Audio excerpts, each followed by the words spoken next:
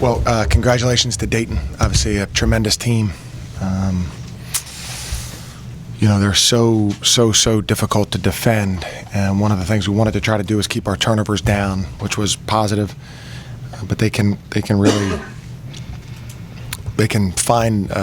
spark transition out of a missed shot or even a made shot. They're so fast, aggressive, talented, well coached, and they can really get things. I thought that was the transition points that they had, fast break points 21, and we only had 7 turnovers. That's really rare to have that correlation.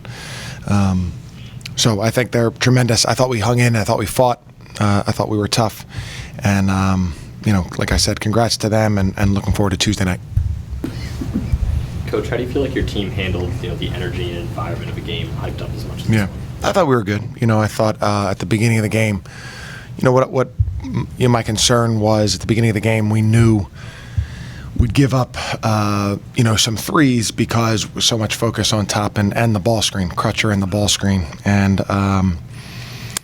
And we did. They made the first 3, and you just want to make sure you don't come unraveled and not do the game plan after that. And I thought we did a good job. And it was a great crowd.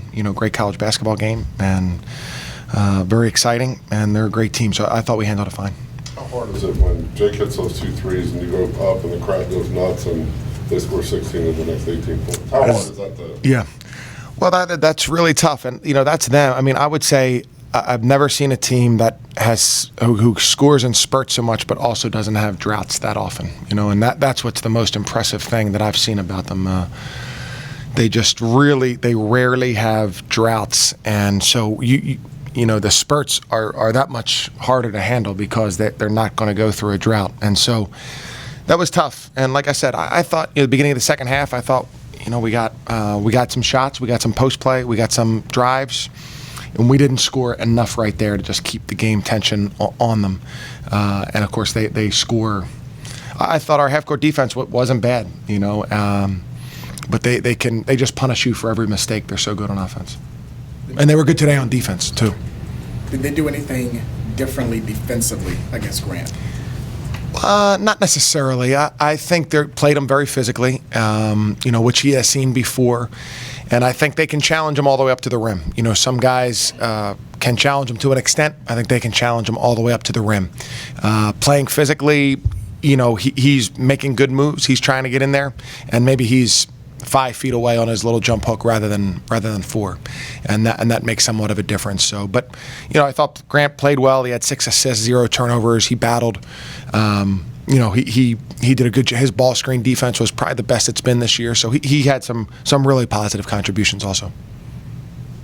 Coach, I don't know if you saw, but there was a good contingent of the student section here tonight who was wearing black and had signs talking about the recent racist graffiti that was spotted in one of the dorms. Yep. And you've been here a while at this school, and I don't know if you have any thoughts on their activity or the events that led to that and what this community is like. I found out about it. Dr. Crutcher sent an email, I think, on Thursday addressing it, really strongly worded, and I don't know exactly when the graffiti was found, but and so I think that he's really out in front of it, and I think we'll follow his lead. I feel terribly that would happen, and respect their right to voice their frustration or the pain that the individual would feel. So, but hopefully, I think Dr. Crutcher responded very quickly, and hopefully we can have some kind of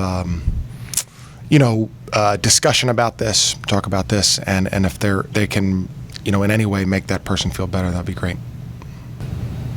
Hey, Chris, can you address the turnaround that's going to be required so quickly to plan another big game? Yeah, really challenging. It's really challenging. We have less time to prepare. Well, we don't have a day off. We have a quick turnaround, to play another great team. So this is what the schedule is and what we have to do. I don't think that it'll be such a great atmosphere and such a great rivalry and such a passionate game that I think we'll be ready to play. Hopefully we can be as prepared as we want to be, but I think we'll be ready to play emotionally. Chris, you've seen a lot high-level players come through this Yeah. league. Where does Obi fit into as far as that mix goes? Yeah, he's the best, I'd say. He's the best. He's so comfortable on the perimeter.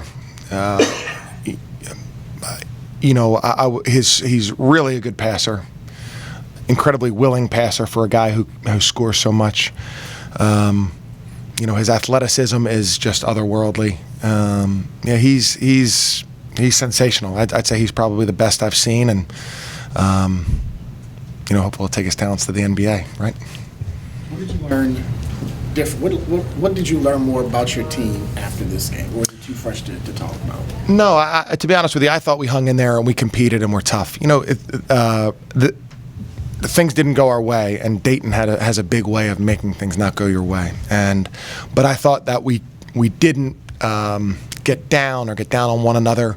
I thought we recognized that we had to do a little bit better collectively, and I think we did that. I thought we finished the game as well as we could. Of course, it was too big of a hole, but I thought we fought and competed, and don't think we hung our heads, and I thought we competed throughout the game. I'm really proud of our effort.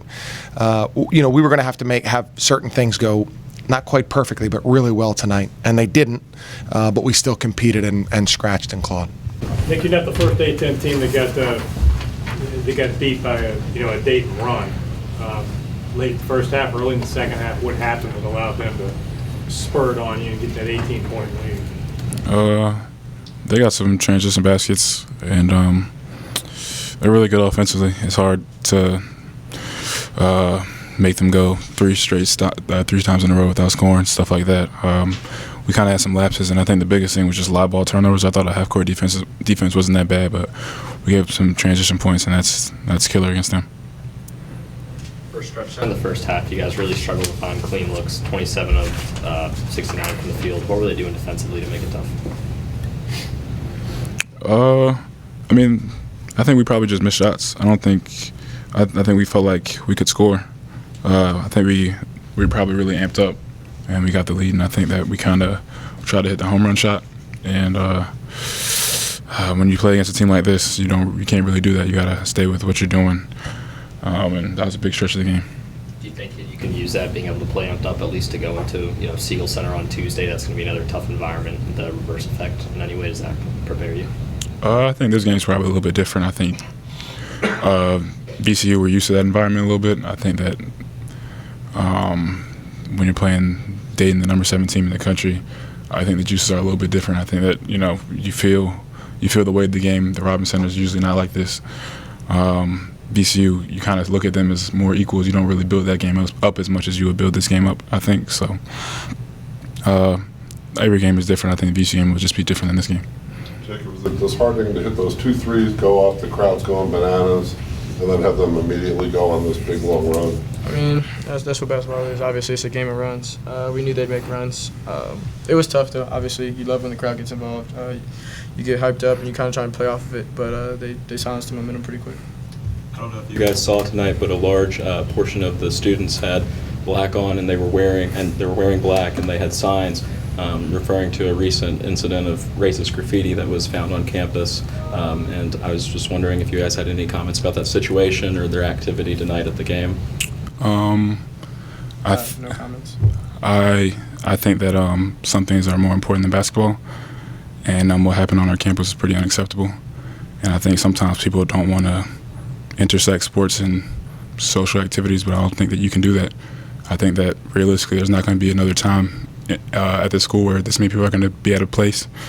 And I think people sometimes want to silence people. They don't want to get that involved in the game, but I think that realistically what happened was unacceptable. I don't think that can happen. I think that sometimes people need to know about what's going on our campus. I think that this is just a game. Like, we have to play on Tuesday. We move on. Whoever's door that slur got written on, that's going to be with them for the rest of their life. Like, we're going to forget about this game tomorrow. We got to prepare VCU. That affects people for a really long time. So I think that sometimes, people just want to make it about the game. But I think that was an important message that, that can't happen on our campus. And, it took a lot of courage for them to come out, because I think that a lot of people probably wouldn't have wanted that to happen. But I respect them, because I think peaceful protests are really, really powerful. And I think that what they did was really strong.